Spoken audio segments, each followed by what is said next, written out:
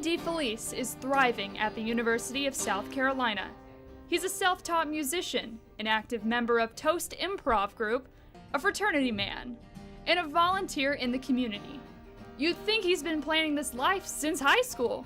At the time, I'd been aspiring to do NROTC for the Marines. But life has a way of changing our plans. I got on the scale, and I think I was 118, and I'm usually 140, and I had just weighed myself about 3 weeks ago. So red flags went off immediately. 3 weeks later, Colin was diagnosed with Crohn's disease, a condition that cannot be cured, only the symptoms treated. Your stomach, I guess to describe it, constantly feels hungry, but when you eat, you don't feel better, it hurts more. Colin has infusions every 8 weeks, and since Crohn's is an autoimmune disease, Colin's medications are immune suppressants, which means he must be on guard at all times. We had about 12 kids in my fraternity this past 2 weeks get the flu, and I've literally just been avoiding any of our events because it's one of those things where if you get sick, you're gonna be going to the hospital because you're not gonna be able to get better on your own. Colin is not alone. Many struggle with chronic pain due to conditions such as Crohn's and epilepsy.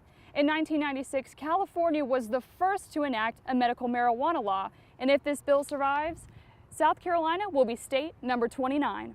Congressman Todd Rutherford sponsors House Bill 3128, the Put Patients First Act.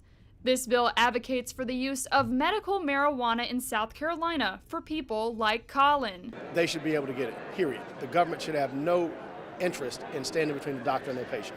But I think it would just be a huge ease off their shoulders to know that they'll be able to get the type of treatment that they were initially prescribed. What would you want to say to legislators who are arguing about this bill right now?